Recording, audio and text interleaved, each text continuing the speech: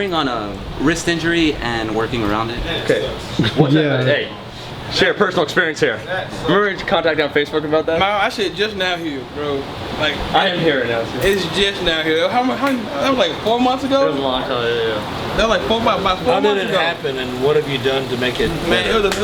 keep in mind I got a tiny wrist. You know, it had to be I think it was comprised of a series of things. Maybe going too close on the bench. You know, having my wrist too far back with a heavy weight. A lot of things just made the tendons inflamed. You know, and I was recommended. Bad form? You're saying bad form? Yeah. And I don't have a perfect form. I'm going heavy. My adrenaline's pumping. All that good form crap out the window. Yeah, I hear you. I'm wrong. Yeah. You know what I'm saying? But hey, it is what it is. You know what I mean? So you recovered, and how did you recover? What I did was, the doctor told me first off is take a month off. That's not an option. Time off. I wasn't trying to hear it though, man. Recover. I said, screw that, man. I'm not doing that. You know what I mean? So what I did, I'm telling you to do it. You know what I mean? But I wrapped my wrist up, and I just fought through the pain, and eventually the pain just went away because I wasn't going as heavy. If you notice, Vince is starting to catch me on strength. That's partly because I wasn't able to go any heavier. I just pretty much kept the weight comfortable. Hey Chris, those excuses I hear? Keep rolling, camera boy. Yeah. Oh man. Another question? Yes, sir. This one's for all the YouTubers. Say I'm thinking about doing CrossFit and, you know, for cutting. My question is, I want to do that to keep my endurance up because I am a firefighter, and I still want to keep my strength because I know that's mainly for building endurance, not strength. Is it overtraining if you do both? No, not at all. You are going to lose some strength. Come on, actually, and here's the most experienced guy to ask a question. Honestly, I've done that, and I would say that I put on more size doing CrossFit and bodybuilding, like 2-a-days, than I did just bodybuilding. Like I put on way more size that way. Listen to the second and the strongest world has what's to say. Yeah. So I'm a CrossFit trainer, and I do CrossFit like 3 times a week. But the way you can incorporate it and keep your strength is that you basically, you know, you might not go all out for every workout, and you have to kind of scale it for yourself, you know. So, you know, it might say do 100 back squats, 200 push-ups, 300 sit-ups. But you know, like if you do that with, you know, 50% of your max weight, if you're like really strong, that's gonna be like ridiculous compared to somebody else does it, you know, with like 85 pounds. So you just scale it back down, you know. To add on to that, you know, because they have workouts of the day, like how does that affect your split, you know? That's another thing. How do you know when to? Well, yeah, I mean, just do this to the workout of the day. You don't have to do it, you know. Like any CrossFit gym, you can come in and do your own workout. I mean, that's what everybody in the group is gonna do. But you know, if it says do 200 push-ups and you know tomorrow you got to do like, you know, some kind of rope climbs at work, then that's probably not the best thing to do for you to do that day. So, you know, you change it up to something that you can do that day. I was gonna tell them, I mean, that's the type of training that they do in the fire department, because it's all about endurance. It's not about the biggest bicep or anything like that. So CrossFit is just gonna be always, if that's what you're gonna choose as a career for your life, then you have to adjust your life elsewhere, like in the gym and stuff, because that's something that I've had to do. I've just pretty much been maintaining the same size, 205, 210, you know, because I don't want to have to buy new bunker gear and all that other good stuff. I really want to get up to 220, but if you choose firefighting as your career, then, you know, I mean, one mistake can mean your life, literally. You know what I mean? So you have to figure out what's important to you and adjust your training style to that. But I definitely do both, because when I'm at on shift, you know, they make me do it. I mean, they make me, like, they know I hate it. You know, they make me do those type of training styles, but I, you know, on my 2 off days, that's when I move to the bodybuilding. But you're just gonna have to balance it, and I mean, I'm not saying sandbag, but seriously, if you know, like one day you're gonna be on the med bus and you're gonna be lifting the stretcher and stuff, then deadlifts is not what you need to do to work out before. Yeah. So you need to tailor your workout to how it's gonna be for your next shift. I got a question for all the YouTubers up here. When and why did you start YouTubing, and has it helped you? Start with KGB. Actually, a buddy of mine I would train him and, you know, work out with him, and he would buy my shirts, like the only person that bought my shirts. And he was like, man, you need to start a YouTube channel. And I was like, ain't nobody gonna listen to me. He was like, yeah, start one. So I started putting up a couple videos, and, you know, maybe I had 100 subscribers, and it was doing all right. And then another guy told me maybe you start putting out more. actually worked out with Chris one day. I approached Chris about shirts. That was the first time I talked to him about, like, telling him I could print shirts and stuff like that. Tell him I watched his channel. He was like, let's do a workout together. We worked out together, showed the shirt in the video, and people wanted to buy the shirt. So yeah, it was just, it took off from there, man. He just, networking, right? yeah, he really, I mean, to be honest with you, Chris really pushed me to do more videos and kind of sat me down and took me out to eat like he does everybody else, and just gave me the rundown of how it works, and you know, told me that I think y'all be pretty big on YouTube, and I took it and ran with it. So appreciate you, brother. Awesome, man. My brother. Wow, He's got a YouTube channel. He's got 55 subscribers. Yeah, the way you man. I started one pretty much to show my struggles as a bodybuilder. I want to inspire people. I guess I want my channel to be pretty much about bodybuilding on a budget, basically, because I know how expensive it is, and it's really taxing. I just want to show people, like, hey, don't make any excuses. You don't have to have a lot of money to do it. You just have to have the will, you know, drive to get in there and train. And sacrifice, you know. You don't have to have everything to be a bodybuilder. Because if I tell you guys the full story about like me and like what I went through to get on that stage, you'd be like, wow, like, how did he get the chance to do it, you know? But just gotta have the will. And that's inspiring. Bodybuilding on a budget.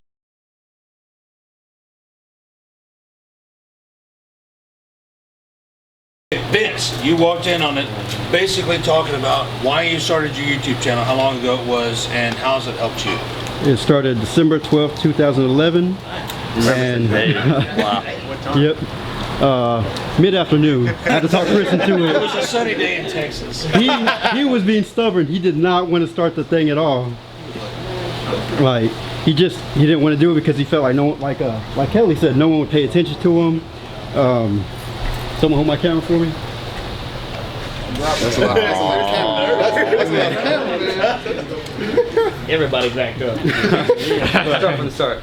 The reason we started the channel was because, one, I want to look like Chris, right? So that was the whole thing really behind us, that I wanted to look like him, and I felt like he was real motivational. He would just, the things he would say, I mean, who says cuts for the sluts, you know? That kind of stuff. It was just crazy. Everybody does now. And I thought it was just like super crazy, and I thought people, you know, would want to listen to him, want to pay attention to him, and find him real motivational and everything. So day after day, we were already friends since August and stuff, so I kept trying to get him to go into it over and over, but he never would. I don't know why, but yeah, he never would do it until finally one day, I was like, you know what, Chris?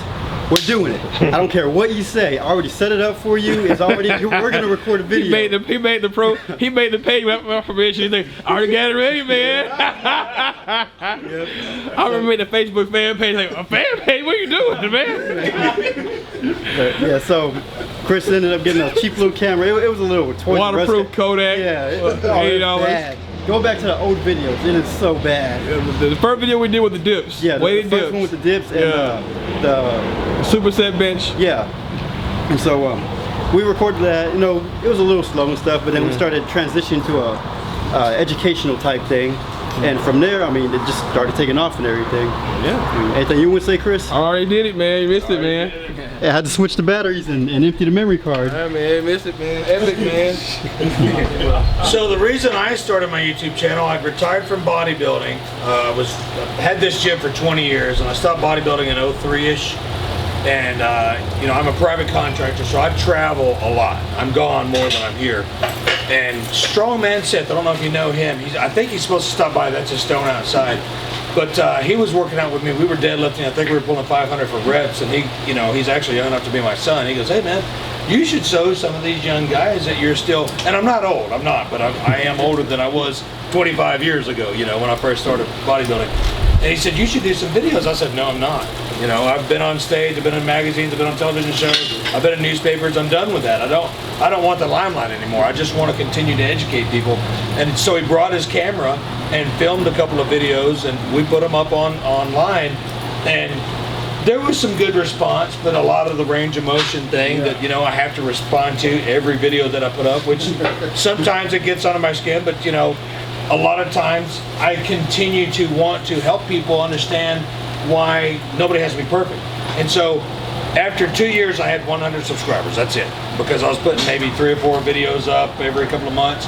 And finally, I think it was Chris that reached out to me. Hey man, I think you're doing a contest. Let's get together. Let's do a collab. And I'm like, what is a collab? And then everybody's talking about, well, I don't know, some of the names, Myron and Jelly and all this games. And I don't understand this language. You guys got to teach me. So we did something, and I went from like a couple of hundred to a couple of thousand. And I said, hey, that's kind of cool. And these people, they really do stand behind you, and they make you feel, like Ray said, accountable to put more videos up. And there's such a camaraderie between us now, all the YouTubers that I've collabed with. You know, I talk to everybody that I've collabed with on the phone every other day. We instant message each other. We've got more collabs lined up. And it's just networking positivity, which I've been speaking about for years and years because of things that I've seen and done in my military career and in my private contract job. There's so much that we should be thankful for, and we're all brothers and sisters in iron, and we should continue to learn from each other. Because again, like I said in the beginning, I don't know 10% of what I need to know. I mean, I will die being stupid, I really will. But there's so much that I want to continue to relate to you guys, helping you guys with what I know. And I want to learn from these guys.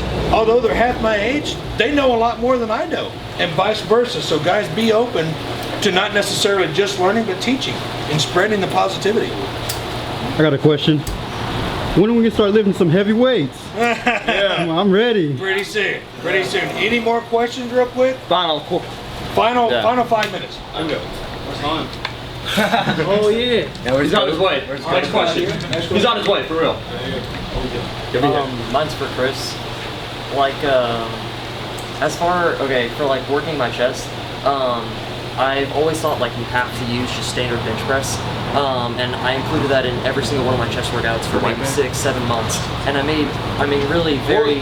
Rewind, you said you thought, like you have to standard bench was the only way to get your chest. Just flat benches. Like, not the only thing that I have to do, but I have to include it in a chest workout to have a good chest workout. You know what I mean? You know, what do you include? Like decline, incline, flat, you know what I mean? Okay. And so, I was making gains on decline and making gains on incline, but never on flat bench. So I eventually just like jumped on the Hodge Twins bandwagon and just threw out bench altogether. Declined it out, huh? Yeah, I've just been doing decline and incline. Is that gonna? I mean, are you with them on? I just made a video. Man, this is crazy. I made a video last night, and I'm probably not gonna post it till a couple of days from now. But man, I just made a video on this decline versus flat. Man, technically they're the same damn thing, man. Like the chest, the anterior delt has to come back, you know, as a eccentric part of the motion, and forward. That's the only way you're gonna contract the chest, back and forward. Now it comes down to personal preference. Some people, it's all about the mind muscle connection. Some people just can't get the feel for that bench. You know what I mean? Keep in mind, you have to have perfect form to really feel it. You gotta back slightly arch to where I can put my fist under your lower back.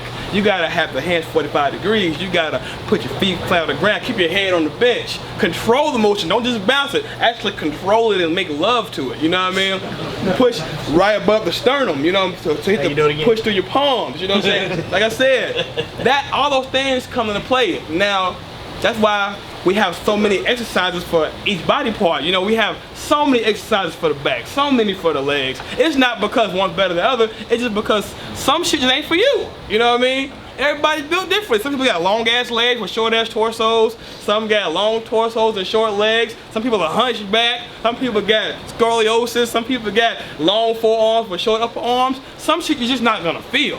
You know what I mean? So, you know, that's why we have some exercises. So at the end of the day, if you feel decline, stick with it. But don't do both. Don't do flat and decline. If you like decline better than flat, stick with the decline and go to the incline. And of course, don't forget your oscillation movements, because once those stabilizers are worn out, you still may have some left in your chest. That's why I love doing you watch my videos, I always do my free weights first, and then I go to like hammer strength, shit like that, because people don't realize the bench press, you're not just using arms, there's a lot of stabilization in there, and your shit could be all worn out, but you still may have a little bit left. So I'll be worn out, I come to the machines, I still burn them out, because I still got something left. You know, so, you know, just play around. Because they don't require stabilization. Stabilization. Yeah. Fantastic answer. And I just want to reiterate one point on what he said, whatever you're comfortable with on the bench press versus the decline. I've gotten to where bench kills me. And I hated decline for years. And then when did we start doing decline? This year. And I'm getting way more pumps at, you know, my age. And I feel like my chest is building itself back up from the lack of the exercises that I was able to do because of the injuries on the decline. Again, it's personal preference, but he's right. You go down and you push back up. You know, you're extremely strong at it too. Extremely strong at it. Are we ready to throw some iron? Yeah! All right, here we go. Yeah, buddy. Okay, there's gonna be 2 deadlifting bars up front. The YouTubers will be on those at the beginning of the workout. Everybody else can have fun, but please allow the YouTubers to do their challenges, whatever it is they're going to try to do to each other, and then we'll go on. YouTube Roger? vids. I'm watching you.